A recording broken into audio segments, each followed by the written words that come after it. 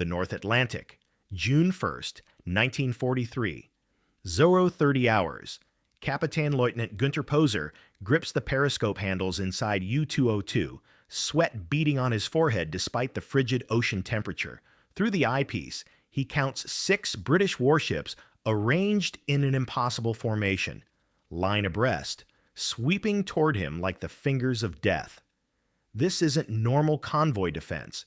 This is something new. Diving stations! Take her to 500 feet! His voice cracks with urgency. What Poser doesn't know is that the commander hunting him has spent 20 years preparing for this exact moment. What he doesn't know is that conventional depth charge attacks succeed only 5% of the time, and the British captain above has invented something that will change those odds forever. Between January and June 1943, German U-boats operating in the Atlantic sank 554 Allied merchant ships. The wolf packs prowled with near impunity, their commanders confident that diving deep would save them. Standard Royal Navy doctrine held that escort vessels should never leave their convoys. The survival of Britain itself hung by a thread measured in merchant tonnage, and that thread was fraying fast. On the bridge of HMS Starling, Captain Frederic Johnnie Walker stands motionless, watching his Aztec operator's face. The sonar is pinging off U-202's hull 500 feet below. Walker knows exactly what's about to happen. He's visualized this scenario hundreds of times during his wasted years stuck in shore appointments while other officers sailed to glory. While they ignored anti-submarine warfare as a career dead end, he studied it obsessively. While they dismissed depth charges as ineffective weapons that required impossible accuracy, he calculated angles, tested theories, filled notebooks with tactical innovations the Admiralty considered insane. "Captain," his first officer ventures, "at this depth, our standard depth charges won't reach him. Our primers only detonate to 600 feet. Walker smiles. Not the smile of a man about to lose his prey, the smile of a man about to revolutionize naval warfare. "Number 1, he says quietly, signal Wild Goose and Kite. Prepare for Operation Plaster." What follows in the next 16 hours will become the longest single U-boat hunt of the Second World War. What Walker doesn't know, what none of them know, is that his son Timothy is at that very moment aboard a British submarine in the Mediterranean, and Timothy Walker will never come home. To understand why Walker's innovation was revolutionary, you must understand how desperately the Allies were losing the Battle of the Atlantic in 1942 and early 1943. The statistics were apocalyptic. In November 1942 alone, German U-boats sank 729 160 tons of Allied shipping. 119 vessels sent to the bottom. Admiral Karl Dönitz commanded a Wolfpack fleet that operated with near impunity, surfacing at night to slaughter convoys, diving deep during the day to evade detection. The mathematics were brutal and simple. Britain was being strangled. Without the convoys bringing food, fuel, and war materials across the Atlantic, the island nation would starve. Without those supplies, there could be no D-Day, no Second Front, no victory in Europe. The problem wasn't lack of effort. By 1943, Britain and Canada maintained 400 escort vessels patrolling the Atlantic convoy routes, destroyers, sloops, corvettes, all equipped with the latest technology. Aztec sonar to detect submerged submarines, radar to spot surface contacts, depth charges capable of sinking U-boats if they exploded close enough. But if they exploded close enough was the critical failure point. Analysis of depth charge attacks between 1939 and early 1943 revealed a devastating truth. The average success rate hovered between 3 and 6%. Out of every 100 depth charge attacks, 94 to 97 U-boats escaped. The weapons themselves were powerful enough. 300 pounds of amytal explosive that created crushing hydraulic shocks underwater. A depth charge exploding within 25 feet of a U-boat's hull would destroy it. Within 50 feet, it would cause crippling damage. The problem was accuracy and speed, and the fundamental physics of underwater warfare. When an escort detected a submarine on Aztec, the U-boat's hydrophone operators heard it too. The distinctive ping of the sonar beam bouncing off their hull. They heard the escort's propellers increasing revolutions as it charged forward to attack. A U-boat commander had precious seconds to make his move. Crash dive deeper, go silent, turn hard to evade. The escort raced overhead, rolled depth charges off the stern set to explode at preset depths, and then had to sail clear of its own explosions before circling back. By then the submarine had moved. The Aztec contact was lost. The hunt began again from scratch. U-boat commanders learned the dance.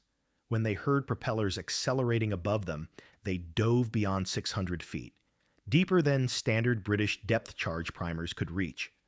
Or they crept along at minimal speed, making themselves nearly invisible to sonar.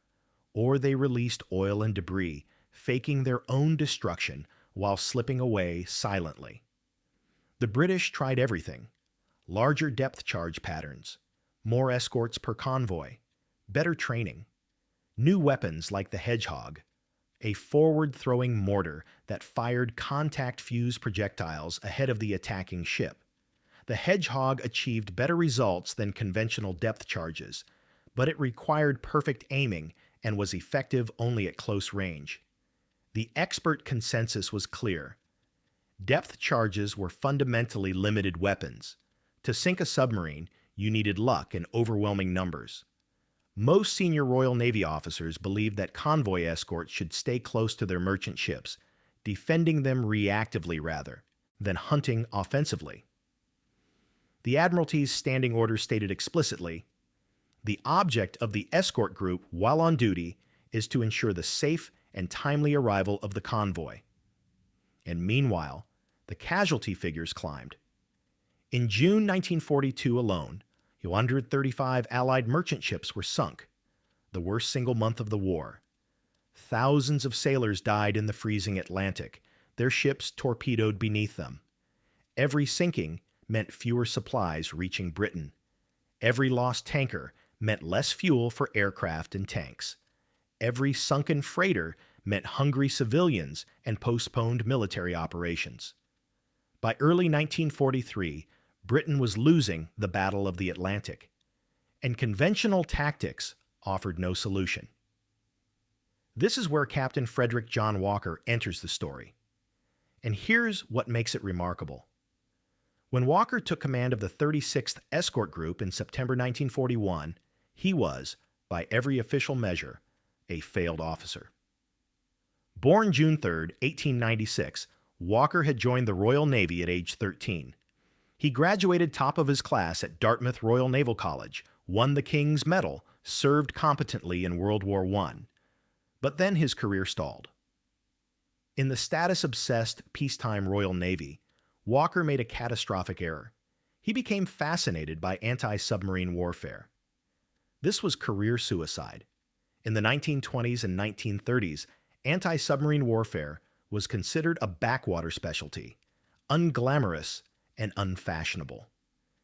Ambitious officers sought commands on battleships and cruisers.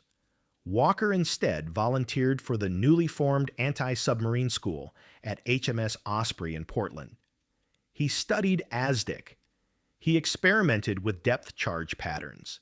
He filled notebooks with tactical theories while his peers networked and climbed the promotion ladder. In 1937, Walker was appointed experimental commander at the anti-submarine school, a research and development position that kept him ashore. It was one of the happiest periods of his life. For the first time, he could live at home with his wife Eileen and their 4 children. He could focus entirely on solving the problem that obsessed him: how to hunt and kill submarines efficiently. But the Royal Navy doesn't promote researchers. It promotes officers who command major warships. When the promotion list for captain was published, Walker's name wasn't on it. He'd been passed over, the polite term for a career dead end. At age 43, Commander Walker faced mandatory retirement, and then Germany invaded Poland. When World War II erupted, Walker pleaded for a sea command. The Admiralty assigned him to Dover as a staff officer, more administrative work. He watched the Battle of Britain from Dover Castle, filed paperwork, and became increasingly desperate as U-boat casualty reports flooded in. Here was the crisis he'd prepared for his entire adult life, and he was trapped behind a desk. Walker bombarded his superiors with transfer requests. Everyone came back. Request not approved. Finally, an old friend intervened. Captain George Creasy, Director of Anti-Submarine Warfare at the Admiralty, wrote personally to Admiral Sir Percy Noble, Commander-in-Chief Western Approaches, "Walker is the best anti-submarine warfare specialist we have. He's wasted at Dover. Give him a ship." In September 1941, 45-year-old Commander Walker, passed over for promotion, relegated to administrative duties, considered too specialized and too theoretical by his superiors, received orders to Liverpool. He would command HMS Stork, a small sloop. He would lead the 36th Escort Group, 9 ships, mostly corvettes, crewed by weekend sailors and reservists. Nobody expected much. Walker wasn't a destroyer captain. He'd never commanded a major warship in combat. He was a theorist, an experimenter, a man whose career had demonstrably stalled. But Walker had something none of his critics possessed: 20 years of obsessive study about how to kill submarines. And he was about to prove that theory, properly applied, could change the course of a war. Walker's tiny cabin aboard HMS Stork became his laboratory. By candlelight during the autumn of 1941, he drafted a document that would terrify the German U-boat fleet: 36th Escort Group Operational Instructions. The Admiralty's standard escort doctrine filled volumes with cautious protocols. Walker's orders ran to 5 stark paragraphs. Paragraph 1 redefined his mission. The object of the group, while on escort duty, is to ensure the safe and timely arrival of the convoy concerned. It is not possible to protect the convoy completely from enemy attacks. These must be accepted. The only practicable course is to ensure that any enemy craft which attacks is destroyed. Paragraph 2 was more explicit. A U-boat sighted or detected is immediately to be attacked continuously, without further orders, with guns, depth charges, and/or ram, until she has been destroyed. No waiting for instructions. No defensive formations. If you found a U-boat, you killed it. But the innovation that would change everything came next. Walker called it Operation Buttercup, named after his wife's family nickname. Standard doctrine held that when a U-boat torpedoed a merchant ship at night, escorts should stay with the convoy. The submarine had already attacked. It would submerge and escape. Chasing it meant leaving the other ships vulnerable. Walker's Operation Buttercup did the opposite. The moment a torpedo struck, escorts would race toward the sinking ship, illuminate the entire area with star shell and rockets, and blanket the kill zone with depth charges. The theory was simple. U-boats attacked at night on the surface, running fast to reach firing positions.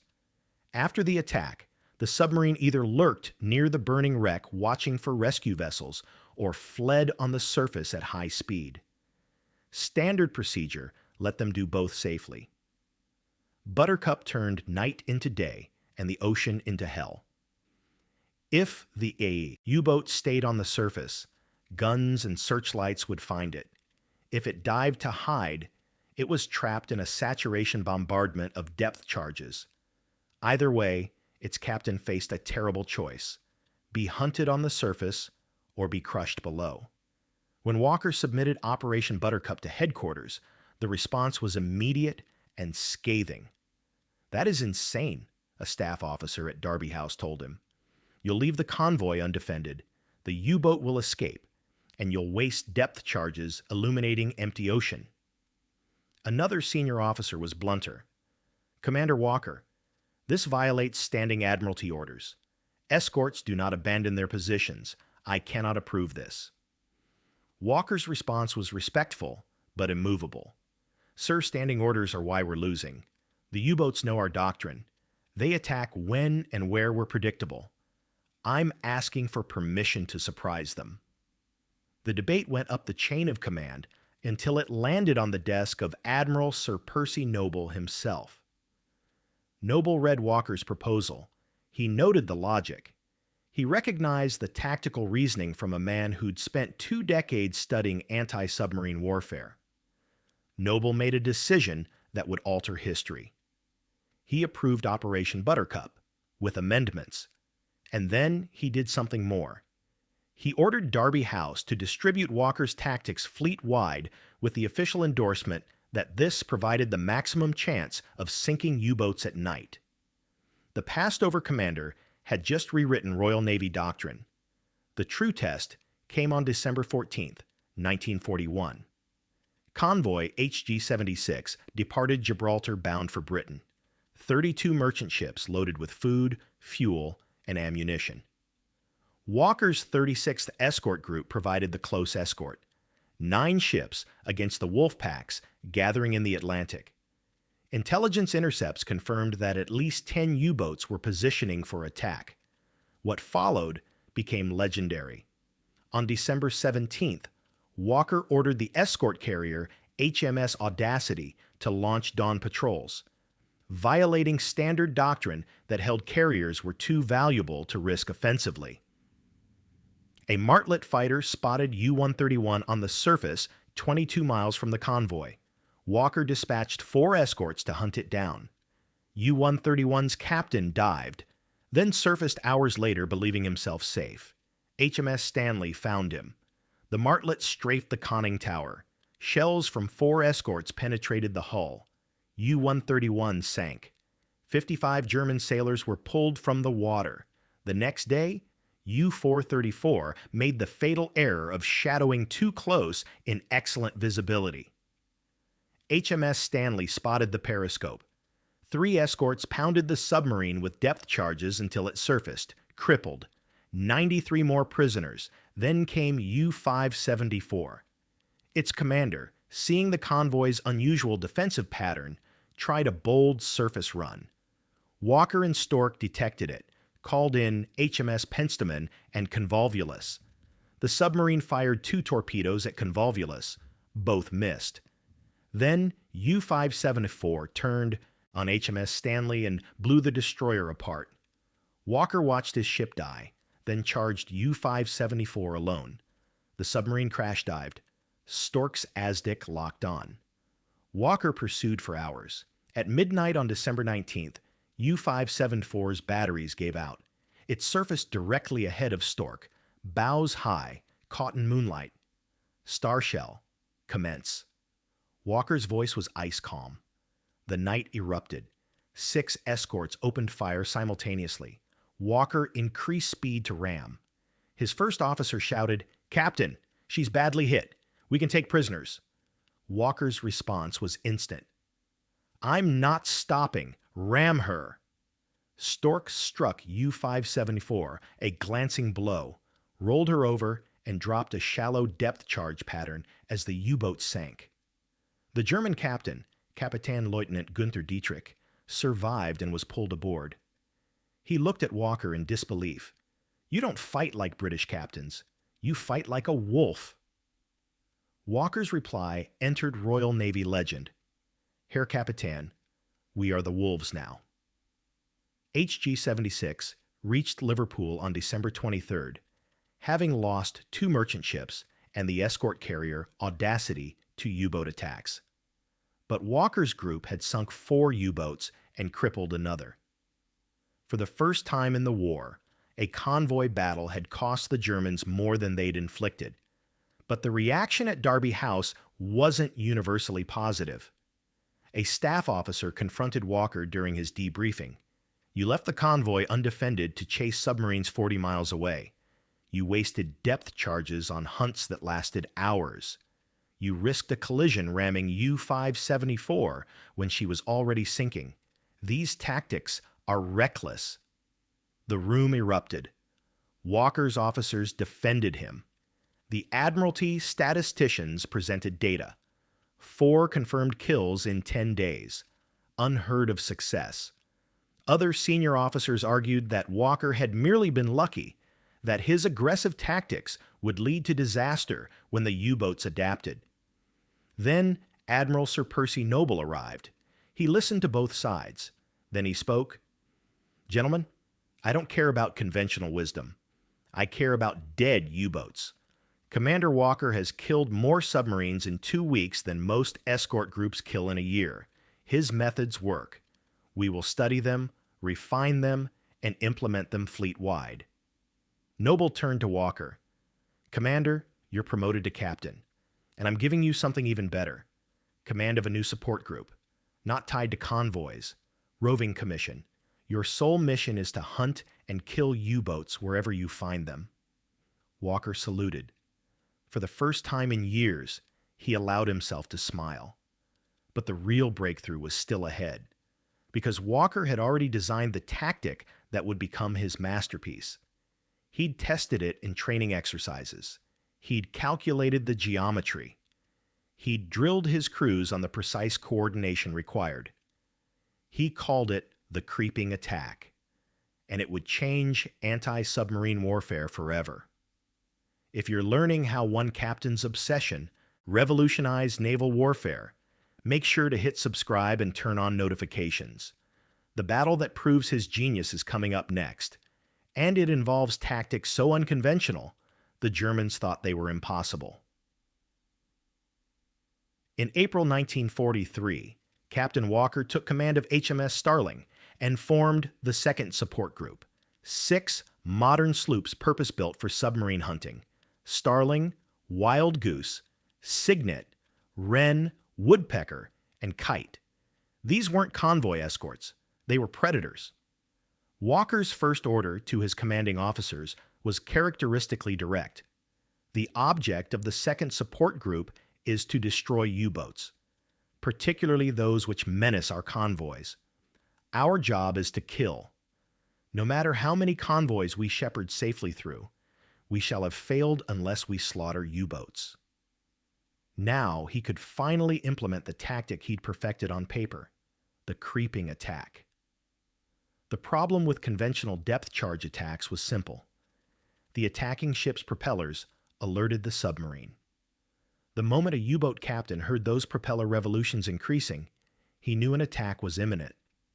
He could dive deeper, turn sharply, release decoys, go silent. By the time the attacking ship reached the target position and dropped charges, the submarine had moved. Walker's creeping attack eliminated the warning. Here's how it worked.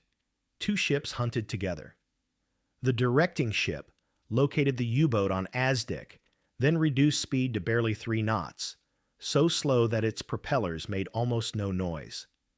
It positioned itself 1,500 yards from the submarine and held contact, feeding continuous course corrections via signal lamp to the second vessel. The attacking ship crept forward at 5 knots, walking speed, in nautical terms. Its propellers turned so slowly that the submarine's hydrophone operators heard nothing unusual. No racing engines, no accelerating screws, just the normal background ocean noise. The directing ship guided the attacker precisely over the submarine's position. Left 5 degrees. Steady, steady, now. The attacking ship rolled depth charges in a pattern. The submarine's first warning came when the charges exploded around its hull. No time to dive. No time to evade. Just crushing hydraulic shock waves and the sound of their own hull buckling. The mathematics were brutal. Standard depth charge attacks had a 5 to 6% success rate. The creeping attack by eliminating the submarine's warning and positioning the charges with precision, achieved success rates above 30%, a six-fold improvement. But proving it required perfect coordination and patience. Lots of patience. On June 1st, 1943, the Second Support Group detected U-202 in the North Atlantic. Captain Lieutenant Günther Poser was a veteran commander returning from a special mission to the United States, his 9th War Patrol, 27 years old, capable and clever.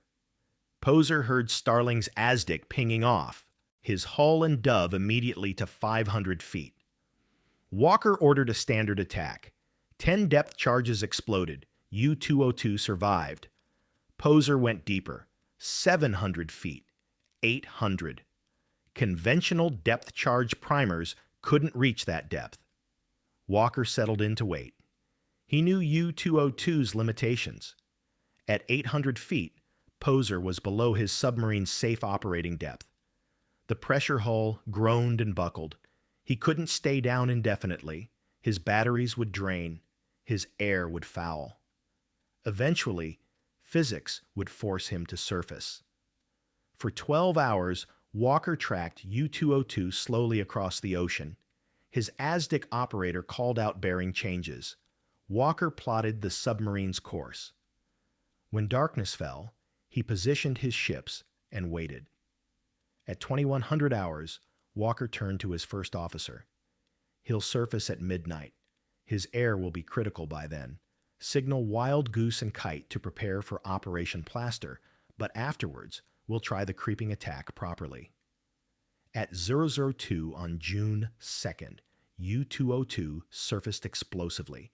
Bows high, crew pouring onto the conning tower. Walker's 6 ships opened fire immediately. Star shells illuminated the night. Poser tried to run on the surface. For 30 minutes, HMS Starling chased U-202, guns blazing, while the submarine twisted and turned. Walker ordered, "Cease fire, all ships, prepare for creeping attack. Wild Goose, you have the directing position. Kite, come to attack course." U-202 crash dived. Wild Goose's ASDIC found her immediately, damaged, leaking oil, running deep but slow. Wild Goose reduced to 3 knots and held contact. Kite crept forward at 5 knots. The range closed, 1,000 yards, 800, 500. "Attack now!" Wild Goose signaled. Kite rolled a full pattern. 86 depth charges in 3 minutes. The ocean convulsed. Starling and Woodpecker added their own patterns. The sustained barrage, guided by Wild Goose's precise ASDIC tracking, pounded U-202 relentlessly. At 0030, U-202 surfaced again, conning tower ablaze, hull ruptured. Poser stood at the periscope column, drew his revolver, and ordered, "Abandon ship." His officers had already jumped overboard. Poser followed them into the freezing Atlantic, fully intending to die rather than be captured. HMS Starling pulled alongside and dragged him from the water anyway. 16 hours from first contact to confirmed kill. The longest single U-boat hunt of the war. And the creeping attack had worked exactly as Walker predicted. German reaction was immediate and terrified. Surviving U-boat commanders reported back to Admiral Dunitz's headquarters. "British tactics have changed. We receive no warning before attacks. Depth charges explode precisely on our positions. Multiple ships coordinate perfectly. Recommend extreme caution in North Atlantic." Dunitz ordered an investigation. How were the British achieving this accuracy? New weapons? Better ASDIC? Captured code books? One captured U-boat captain told his interrogators, "Your escorts now hunt like submarines. Silent, patient, deadly. We thought you couldn't track us precisely while moving slowly. We were wrong." Between June and August 1943, Walker's Second Support Group sank 6 U-boats in a single 3-week patrol: U-202, U-119, U-449, U-504, U-461, and U-454. Then they sank 3 more U-boats in a single day during a running battle in the Bay of Biscay. The Germans called Walker Der Jagdgruppe Terror, the Terror Hunting Group. Walker's tactics spread throughout the Royal Navy. Every escort commander studied his methods. The Admiralty published Walker's fighting instructions as official doctrine. Convoy losses plummeted. U-boat losses skyrocketed. May 1943 became Black May for the German submarine fleet. 41 U-boats sunk in a single month. Dönitz was forced to withdraw his wolf packs from the North Atlantic. The creeping attack, dismissed by staff officers as impossible, had turned the tide of the Battle of the Atlantic. Between 1943 and 1944, ships under Walker's direct command sank 20 U-boats, more than any other Allied commander. HMS Starling herself was credited with 14 kills. The success rate for Walker's creeping attacks averaged 9.4% confirmed kills, nearly double the fleet average, and required 40% fewer depth charges per kill. Thousands of merchant sailors reached Britain alive because Walker's hunters cleared their routes. Countless tons of food, fuel, and war material arrived safely. The logistics for D-Day depended on Atlantic convoys Walker's tactics protected. One Royal Navy analysis concluded, Captain Walker's innovations shortened the Battle of the Atlantic by at least 6 months. His tactics saved an estimated 300 merchant ships and 30,000 lives. The story gets even more remarkable and tragic. Stay with me for the ending, because what happened to this brilliant captain will surprise you. And make sure you're subscribed so you never miss stories like this. Captain Frederic Johnnie Walker never lived to see the end of the war he helped win. By mid-1944, he'd been at sea almost continuously for 3 years. The second support group operated on brutal schedules, 20-day patrols in the Atlantic, 3 days in port, then back to sea. Walker never rested. When his ships were in Liverpool, he worked 18-hour days at Derby House headquarters, refining tactics, training new commanders, analyzing combat reports. His officers grew worried. Walker looked exhausted, gray-faced, older than his 48 years. His first officer suggested he take leave. Walker refused. Too many U-boats still out there. On July 7, 1944, while conducting routine paperwork at the Royal Navy Hospital in Liverpool, Walker suffered a massive cerebral thrombosis. He died 2 days later. The official cause, exhaustion and overwork. His funeral, service at Liverpool Cathedral on July 11th, drew over 1,000 mourners. Admiral Sir Max Horton delivered the eulogy. Captain Walker destroyed more enemy submarines than any officer in naval history. But more than that, he taught us how to win. The service concluded at the Liverpool docks. Walker's flag-draped coffin was placed aboard HMS Hesperus. The escort sailed into Liverpool Bay, where, surrounded by the surviving ships of his second support group, Captain Frederic John Walker was buried at sea. Among those attending were dozens of merchant Navy sailors who owed their lives to Walker's tactics. One elderly seaman was heard saying quietly to the man beside him, "We came home because of him, because of what he figured out." Walker never sought fame. He refused interviews. He deflected praise to his crews. When reporters asked him about his tactics, he simply said, "I worked out the mathematics. Good men executed them properly." He never learned that his innovations would become the foundation of modern anti-submarine warfare. Every NATO navy today teaches variants of Walker's coordinated team hunting tactics. Helicopters and submarines now fill the directing and attacking roles, using the same principles Walker developed aboard steam-powered sloops with ASDIC operators manually tracking targets. The creeping attack specifically remains classified doctrine in several naval services. The concept, one platform tracks silently while another attacks with precision, underpins everything from modern torpedo runs to anti-air missile coordination. Production statistics tell the story. Between 1943 and 1945, Allied forces sank 571 German U-boats. Walker's tactics directly or indirectly influenced the destruction of more than 300 of those. His 36th Escort Group and 2nd Support Group personally sank 25 U-boats, an unprecedented record. In 1998, a statue of Captain Walker was unveiled at the Pierhead in Liverpool, overlooking the Mersey River. He stands in his duffel coat, binoculars raised, scanning the horizon.